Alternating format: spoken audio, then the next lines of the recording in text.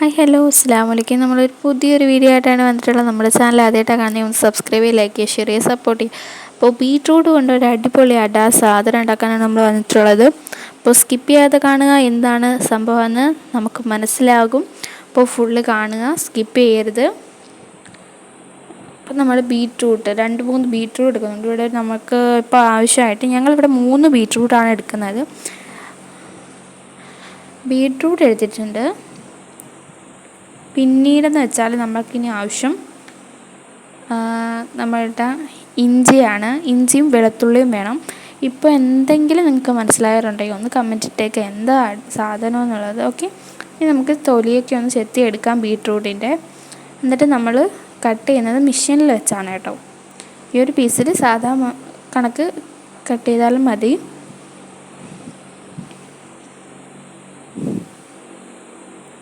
Okay, ഏതാണ്ട് ഈ ഒരു പീസിൽ കട്ട് ചെയ്തിടുന്നുണ്ട്. അപ്പോൾ നമ്മൾ എല്ലാ ബീട്രൂട്ടും ഒന്ന് കട്ട് ചെയ്തെടുക്കാം. അപ്പോൾ നമ്മുടെ എല്ലാ ബീട്രൂട്ടും ഇവിടെ കട്ട് ചെയ്തെടുത്തിട്ടുണ്ട്. ടോട്ടലി ഇത്രയും ഉണ്ട് സംഭവം, ഇതന്നെ തോനെയുണ്ട്. ഓക്കെ, ഇനി നമുക്കിതിനകത്തേക്ക് ഉപ്പിട്ട് കൊടുക്കാം. നമ്മൾ നേരത്തെ കഴുകി വൃത്തിയായിട്ടാണ് അരിഞ്ഞത്. എന്നിട്ട് ഇതിനകത്തേക്ക് ഉപ്പിട്ട് കൊടുക്കുക. എന്നിട്ടൊന്ന് നന്നായിട്ടൊന്ന് ഇളക്കി കൊടുക്കുക. കൈ വെച്ചിട്ടൊന്ന് ഇളക്കുക, കാരണം ഉപ്പ് എല്ലായിടവും പിടിക്കണം. എന്നിട്ട് 1 ഡേ വെച്ചേക്കുക, ഒരു ദിവസം ഫുള്ളും വെച്ചേക്കുക. അതിനുശേഷം നെക്സ്റ്റ് ഡേ രാവിലെ ഒരു 9:30 ടൈമിലാണ് ഇപ്പോൾ നമ്മൾ അടുപ്പിലേക്ക് പാകം ചെയ്യാൻ പോകുന്നത്. ആദ്യമേ നമ്മൾ ചട്ടി ചൂടാകാൻ വെച്ചു. അതിനകത്തേക്ക് എണ്ണ ഒഴിച്ച് കൊടുക്കുന്നുണ്ട്. കടുകൊന്ന് പൊട്ടട്ടെ. അതിനുശേഷം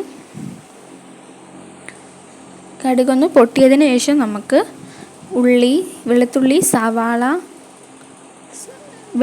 കൊച്ചുള്ളി, പച്ചമുളക് ഇവയൊക്കെ ഇടാം. സവാള ഇല്ല കേട്ടോ. അതിനുശേഷം നമുക്ക് ഇഞ്ചി ചെറിയ പീസായിട്ട് അരിഞ്ഞ് ഇതിനകത്തേക്ക് ഇട്ട് കൊടുക്കുക. ഇതെല്ലാം ഒന്ന് മൂപ്പിച്ച് എടുക്കാം.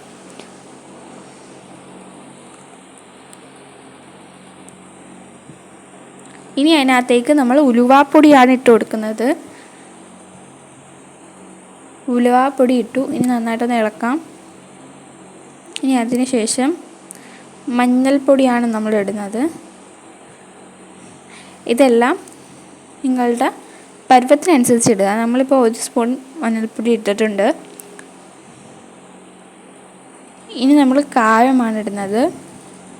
ഇപ്പോഴെങ്കിലും മനസ്സിലായവരുണ്ടെങ്കിൽ ഒന്ന് കമൻറ്റ് ചെയ്യുക.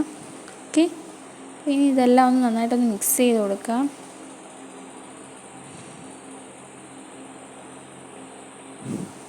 ഓക്കെ, ഇനി നമ്മുടെ പ്രധാന ഐറ്റം എന്താണ്? അച്ചാർ പൊടിയാണ്.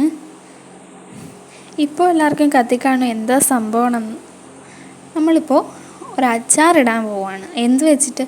ബീട്രൂട്ട് വെച്ചിട്ട്. അപ്പോൾ നമുക്ക് ഇതെല്ലാം ഒന്ന് മിക്സ് ചെയ്ത് നല്ല രീതിയിലൊന്ന് വരട്ടെ. അതിനുശേഷം നമ്മൾ ഇന്നലെ വെച്ചിരുന്ന ആ ബീട്രൂട്ട് ഉപ്പും വെള്ളവും ഒക്കെ ആയിട്ട് വെച്ചിരുന്നില്ലേ, ആ ഒരിത് നമുക്കിതിനകത്തേക്ക് ഇട്ട് കൊടുക്കാം.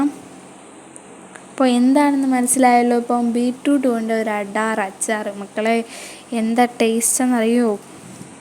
ഒന്ന് ട്രൈ ചെയ്ത് നോക്ക്.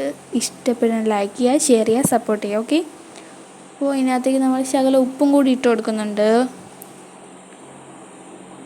നമ്മൾ ഓൾറെഡി മറ്റേ ബീട്രൂട്ടിനകത്ത് ഉപ്പ് വെച്ചിട്ടുണ്ടായിരുന്നതുകൊണ്ട് ശകലമേ ഇട്ടിട്ടുള്ളൂ കേട്ടോ. ഇനി വിനാഗിരിയാണ്, വേണമെങ്കിൽ ഒഴിക്കാം, നിർബന്ധമില്ല. നമ്മളിവിടെ ശകലം ഒന്ന് വിനാഗിരി ഒഴിച്ച് കൊടുക്കുന്നുണ്ട്. അപ്പോൾ ഇതൊക്കെ ഒന്ന് റെഡിയായി വന്നിട്ടുണ്ട്. ഇനി ഞാനൊന്ന് ടേസ്റ്റ് ചെയ്തിട്ട് പറയാം എങ്ങനെ ഉണ്ടെന്ന്. അപ്പോൾ നമ്മൾ ടേസ്റ്റ് ചെയ്യാണ്. അടിപൊളി. അസ്സലാമു അലൈക്കും.